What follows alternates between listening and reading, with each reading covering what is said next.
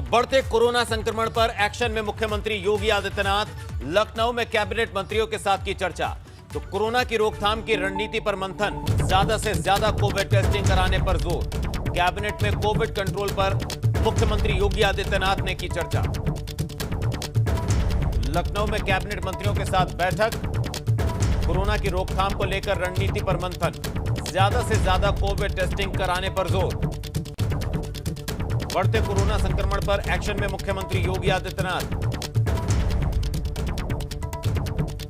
लखनऊ में कैबिनेट मंत्रियों से की चर्चा। कोरोना की रोकथाम की रणनीति पर किया मंथन। प्रदेश में बढ़ते कोरोना संकट पर हुई चर्चा। ज्यादा से ज्यादा कोविड टेस्टिंग पर जोर।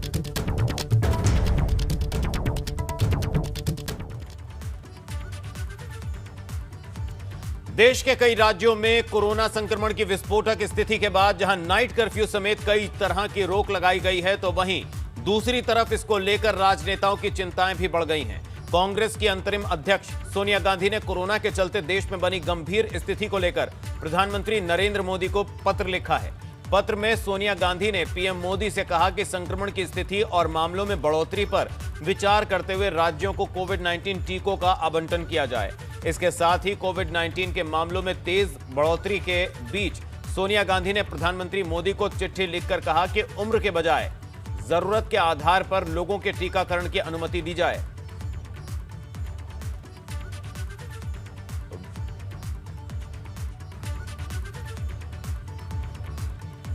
वहीं यूपी के सीएम ने लखनऊ में नगर निगम के चेयरपर्सन और पालिका के अध्यक्षों के साथ वीडियो कॉन्फ्रेंसिंग के जरिए संवाद किया। सीएम ने कहा कोरोना की यह दूसरी लहर और ज्यादा घातक और ज्यादा खतरनाक है। सीएम योगी ने कहा यह लड़ाई केवल सरकार की लड़ाई नहीं है, ये आम लोगों की लड़ाई भी है। ये मानवता को बचाने की लड़ाई है और सभी लोगों से अपील है कि कोरोना के नियमों का पालन सख्ती से करें।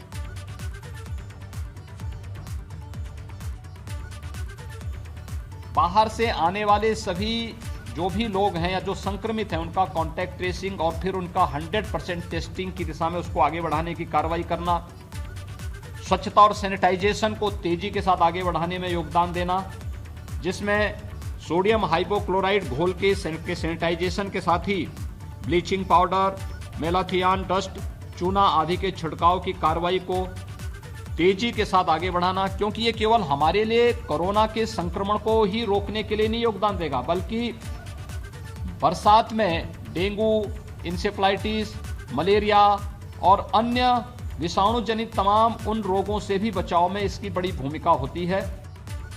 नगरीय क्षेत्रों में संक्रमण ज्यादा है और इसलिए आप सभी नगर निकायों से जुड़े हुए महापौर, चेयरमैन, पार्षदों की भूमिका बड़ी महत्वपूर्ण होगी। कंटेनमेंट जोन, आप सब जानते हैं इस समय पंचायत चुनाव भी चल रहे हैं और प्रशासन और हमारी पुलिस ज्यादातर पंचायत चुनाव में व्यस्त है। इसलिए मेरा आपसे आग्रह होगा कि नगरीय क्षेत्रों में जहां पर भी कंटेनमेंट जोन बने हैं, ये वे क्षेत्र हैं जहां पे संक्रमण ज्यादा है। कंटेनमेंट जोन को सफलतापूर्वक लागू करने के लिए सिविल डिफेंस, एनसीसी, एनएसएस या फिर स्वयंसेवी संगठनों की जो भूमिका है, पार्षद आदि भी इसमें योगदान दे सकते हैं। स्वयं का बचाव करते हुए मास्क और ग्लव्स का इस्तेमाल करते हुए इन कार्यक्रमों को आगे बढ़ाना, निगरानी समितियों को सक्रिय करते हुए प्रत्येक निगरानी समिति के पास infrared thermometer, pulse oximeter, sanitiser देकर के लोगों में एक अवेयरनेस पैदा करना। इधर मुख्यमंत्री ने कोरोना संक्रमण की रोकथाम के लिए बचाव और उपचार की प्रभावी व्यवस्था बनाए रखने के निर्देश दिए हैं। कोविड अस्पतालों में पर्याप्त संख्या में बेड की उपलब्धता सुनिश्चित की जाए। इसके साथ ही कोविड अस्पतालों में चिकित्सा कर्मियों की, औषधियों की, मेडिकल उपकरणों के बैकअप सहित ऑक्सीजन की सुचारू उपलब्धता रहे। कॉन्टैक्ट ट्रेसिंग का कार्य पूरी सक्रियता से करें। कैंसर संस्थान को डेडिकेटेड कोविड अस्पताल बनाया जाए। आरटी-पीसीआर लैब्स की क्षमता बढ़ाने की बात कही, जिससे आने वाले दिनों में रोजाना 1.5 लाख टेस्ट किए जा सकें। कोरोना की जांच के लिए ट्रूनेट मशीन का भी उपयोग किया जाए और परिवहन निगम की बसों को नियमित रूप से सैनिटाइज किया जाए, इसके भी निर्देश दिए गए। एम्बुलेंस सेवाओं का सुचारू संचालन किया जाए। लोगों को कोरोना से बचाव के संबंध में निरंतर जागरूक किया जाए और इसके लिए पब्लिक एड्रेस सिस्टम का प्रभावी उपयोग करें।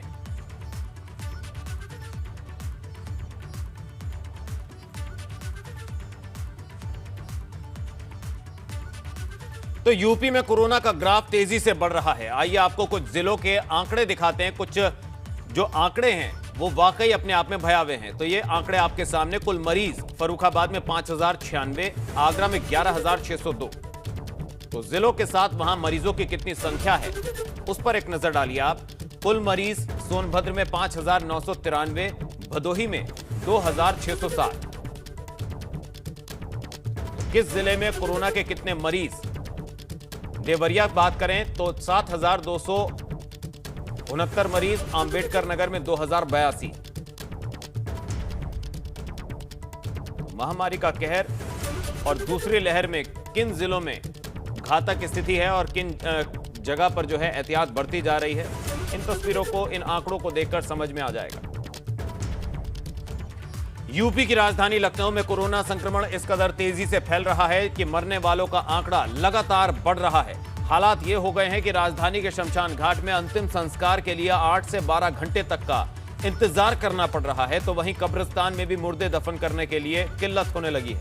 लगातार मरने वालों की संख्या में बढ़ोतरी होने से मुर्दों की कब्र की खुदाई की संख्या भी, अब खुदाई करने वालों की संख्या कम हो गई है और कब्र की खुदाई करने वालों का कहना है कि रोज 10 से 12 मुर्दे वहां पर आ रहे हैं, जिसके लिए उन्हें खुदाई करनी पड़ती है और उन्होंने अपने रेट भी 500 से बढ़ाकर 800 रुपए कर दिए हैं।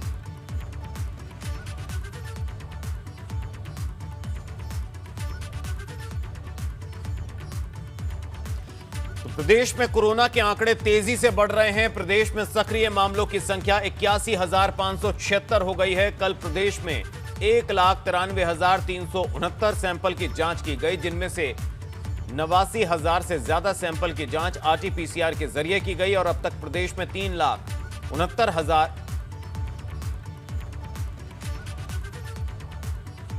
सैंपल्स की जांच की गई। अभी तक संक्रमण मुक्त हुए हैं और डिस्चार्ज किए गए हैं, उनकी संख्या बढ़ के अब 6,14,819 हो गई है।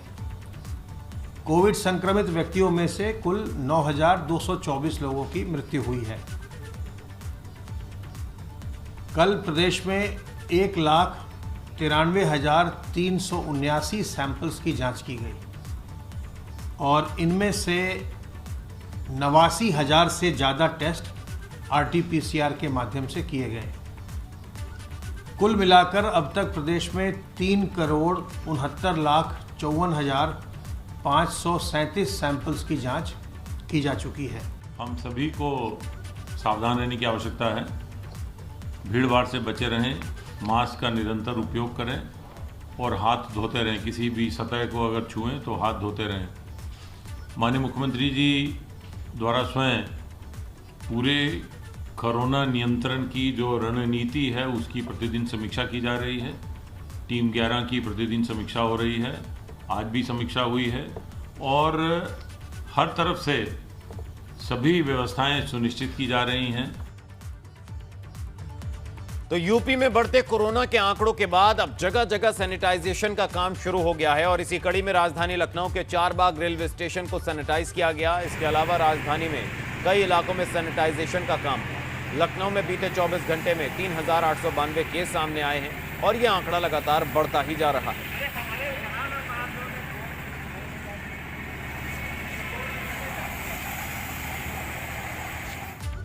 वहीं आगरा रेंज के आईजी नवीन अरोड़ा पूरी तरह से कोरोना के बढ़ते केसों के मद्देनजर एक्टिव हैं। उन्होंने बाकायदा एक एसओपी बनाकर रेंज के चारों जिलों की पुलिस को फॉलो करने के निर्देश दिए हैं। इसके साथ ही चारों जिलों के कंट्रोल नंबर भी पब्लिक में जारी कर दिए गए हैं।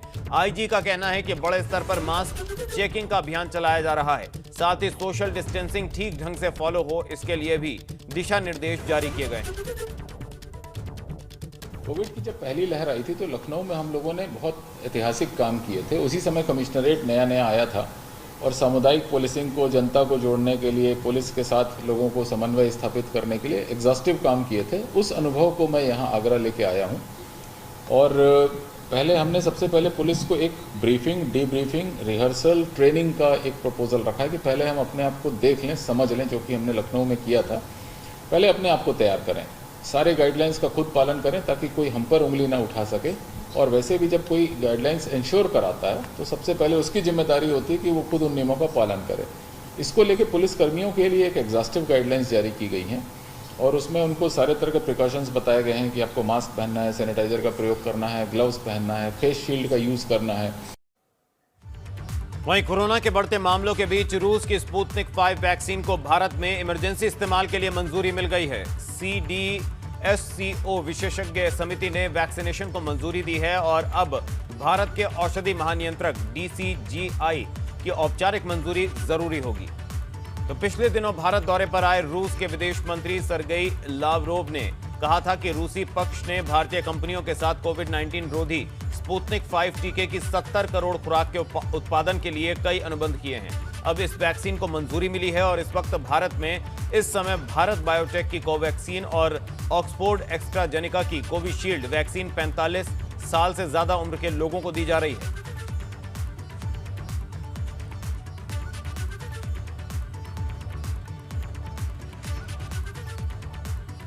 और चलिए अब आपको बताते हैं भारत और रूस में बनी अलग अलग वैक्सीन में क्या खास है। देश में बनी कोविशील्ड वैक्सीन पहली डोज लेने के बाद 80 और कोवैक्सीन के 2 डोज लेने के बाद 81% असरदार।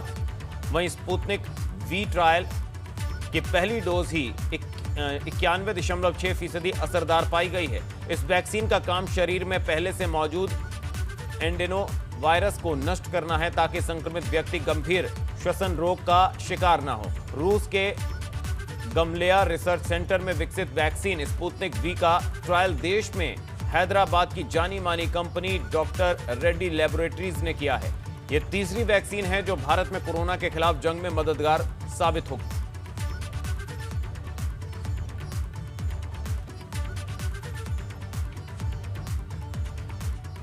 कोरोना के बढ़ते मामलों के बाद अब मिर्जापुर में मां विंध्यवासिनी के दर्शन के लिए पहले RT-PCR नेगेटिव रिपोर्ट लानी अनिवार्य है। अब RT-PCR नेगेटिव रिपोर्ट नहीं होने पर बिना दर्शन किए भक्तों को वापस भेज दिया जाएगा। यह आदेश नगर मजिस्ट्रेट ने दिए हैं। बता दें कि कल से चैत्र नवरात्र की शुरुआत हो रही है।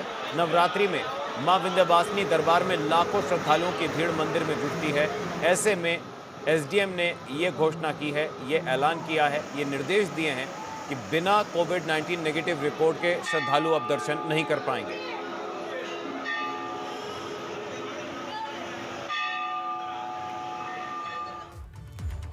वहीं यूपी लोक सेवा आयोग ने PCS 2020 का अंतिम परिणाम जारी कर दिया। रिजल्ट के साथ टॉपर्स की भी सूची जारी की गई है। वहीं टॉपर्स की लिस्ट में पहले और दूसरे स्थान पर महिलाओं ने कब्जा जमाया। पहले स्थान पर दिल्ली की संचिता PCS 2020 की टॉपर बनी है।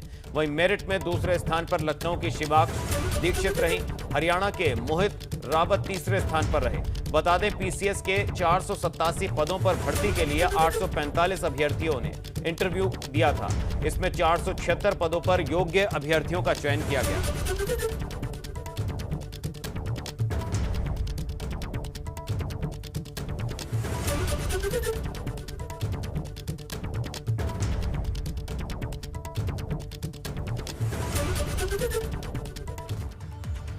उन्नाव की बीघापुर तहसील में आग ने तांडव मचा दिया। संदिग्ध परिस्थितियों में आग लगने से 1 दर्जन घर जल गए। तेज हवाओं के कारण आग ने देखते देखते विकराल रूप ले लिया।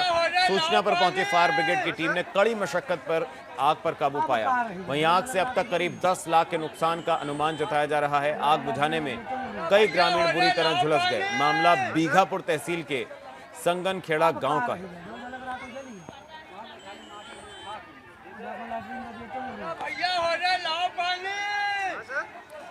तो तस्वीरें आप देख सकते हैं किस तरह से आग की चपेट में ये घर आ गए, जिससे वहां हड़कंप मच गया। जालौन में वोटर लिस्ट में नाम कटने से परेशान व्यक्ति ने SDM गाड़ी के आगे लेटकर आत्मदाह करने की धमकी देने लगा। वहीं पीड़ित व्यक्ति पिछले दिनों कई बार तहसील दिवस में शिकायतें कर चुका है। पूरे मामले की जानकारी लेते हुए SDM अशोक कुमार ने वोटर लिस्ट में जल्द ही नाम जोड़ने के लिए पीड़ितों को आश्वासन दिया। पूरा मामला कोंच तहसील परिसर का है।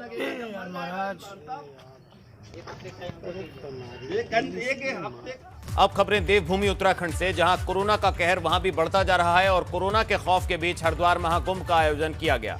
एक तरफ कोरोना का खौफ तो वहीं शाही स्नान पर उमड़ी भीड़ कोरोना के खौफ पर भारी पड़ती नजर आई।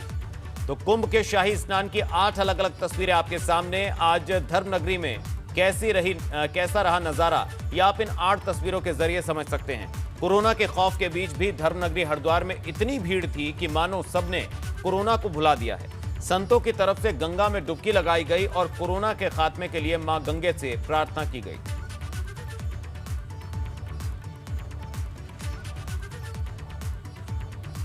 और अब आपको महाकुंभ में शाही स्नान का आज का अपडेट बताते हैं। शाही स्नान में ताजा आंकड़ों के मुताबिक करीब 28 लाख से ज्यादा श्रद्धालुओं ने स्नान किया। ये आंकड़े शाम 4 बजे तक सामने आए। हालांकि देर होते होते 30 लाख के पार यह आंकड़ा पहुंचने की उम्मीद है। पुलिस और प्रशासन की तरफ से उम्मीद जताई गई थी कि दूसरे शाही स्नान पर करीब 25 लाख श्रद्धालु डुबकी लगा सकते हैं, मगर यह आंकड़ा प्रशासन की उम्मीद से काफी ज्यादा था।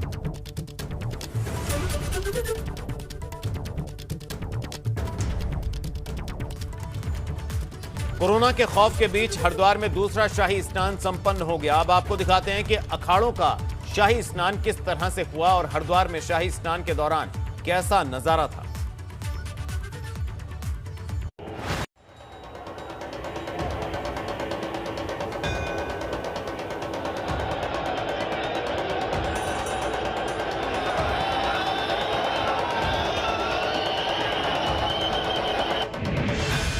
निरंजनी अखाड़ा, समय 10:15।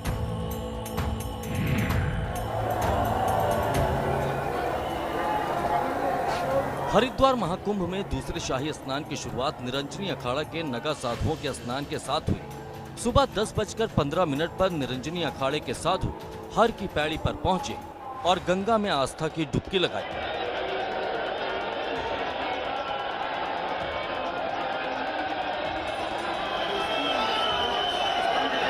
निरंजनी अखाड़े के साधुओं ने स्नान के लिए दिए गए समय सीमा के अंदर स्नान पूरा किया और फिर वे वापस अखाड़ों की ओर रवाना हो गए। जूना अखाड़ा, समय 10:50।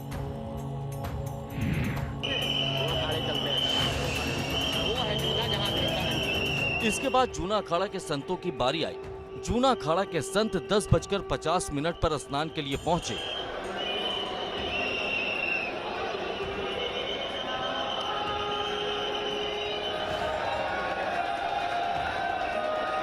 जूना अखाड़ा के नागा साधुओं को भी तय समय के अंदर स्नान संपन्न करने के निर्देश थे।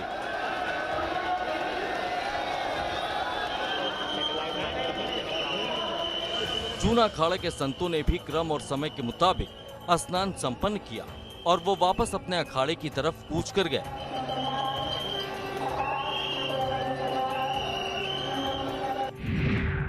महानिर्वाणी अखाड़ा, समय 11:50।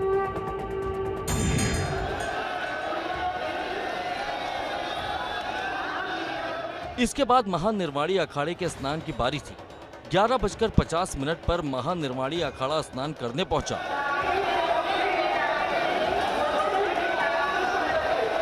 महानिर्वाणी अखाड़े के संतों ने प्रशासन की गाइडलाइंस और अनुशासन का परिचय देते हुए हर की पैड़ी पर आस्था की डुबकी लगाई।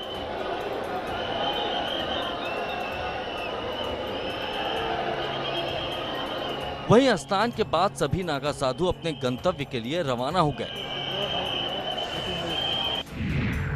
बैरागी अखाड़ा, समय 12:40।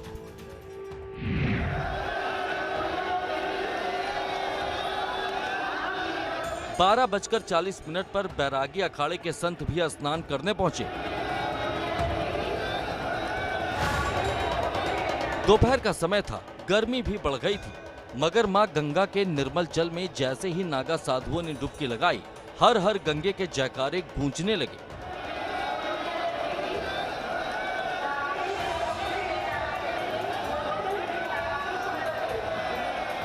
वैसे भी नागा साधुओं के लिए भला गर्मी और सर्दी के मायने क्या है। तपस्या से उनका शरीर ऐसा बन जाता है कि उस पर किसी मौसम का कोई असर नहीं पड़ता है। पंचायती बड़ा उदासीन अखाड़ा, समय 2:50।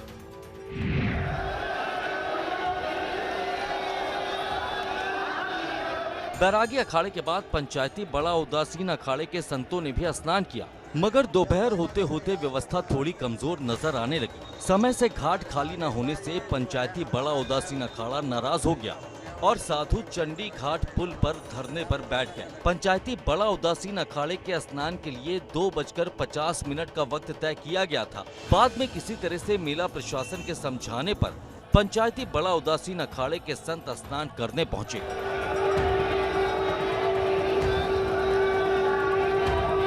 पंचायती नया उदासीन अखाड़े के संत हर की पैड़ी पर पहुंचे, जहां पर नागा साधुओं ने शाही स्नान किया। स्नान के बाद पंचायती नया उदासीन अखाड़े के साधु वापस अपने अखाड़े की तरफ कूच कर गए।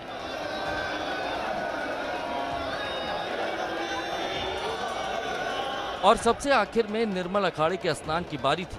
5 बजे निर्मल अखाड़े के साधु संत स्नान करने पहुंचे। निर्मल अखाड़े के साधुओं ने भी तय समय के भीतर स्नान कर लिया और वो भी अपने गंतव्य की तरफ लौट गए। शाही स्नान शांतिपूर्ण तरीके से संपन्न हो गया। कोरोना के खौफ के बीच किसी तरह से दूसरा शाही स्नान भी संपन्न करवा दिया गया।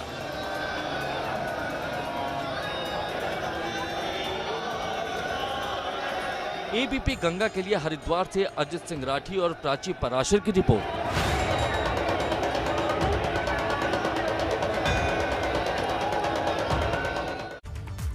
और रुक करेंगे इस वक्त की बड़ी खबर का। इस वक्त की बड़ी खबर आपको बता दें लखनऊ से आ रही है, जहां नई मुश्किल में फंसे लखनऊ के जिलाधिकारी अभिषेक प्रकाश, जिन पर अवैध संपत्ति और स्टाम्प ड्यूटी चोरी का आरोप लगा है। इस वक्त की बड़ी खबर, सीएम ऑफिस ने अभिषेक प्रकाश के खिलाफ जांच के आदेश भी दिए।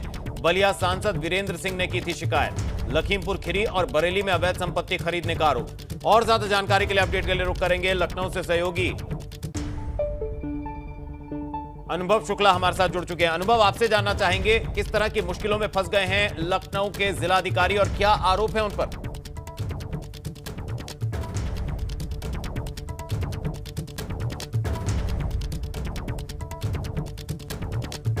अनुभव, क्या आपको हमारी आवाज मिल पा रही है? चलिए, अनुभव की आवाज हमें नहीं मिल पा रही है, उनसे संपर्क करने की कोशिश करेंगे। फिलहाल आपको इस वक्त की बड़ी खबर बता रहे हैं। लखनऊ के जिलाधिकारी नई मुश्किल में, अभिषेक प्रकाश पर अवैध संपत्ति और स्टाम्प ड्यूटी चोरी का आरोप। सीएम ऑफिस ने अभिषेक प्रकाश के खिलाफ जांच के आदेश भी दे दिए हैं। बलिया सांसद वीरेंद्र सिंह ने की थी शिकायत। लखीमपुर खीरी और बरेली में अवैध संपत्ति खरीदने का आरोप।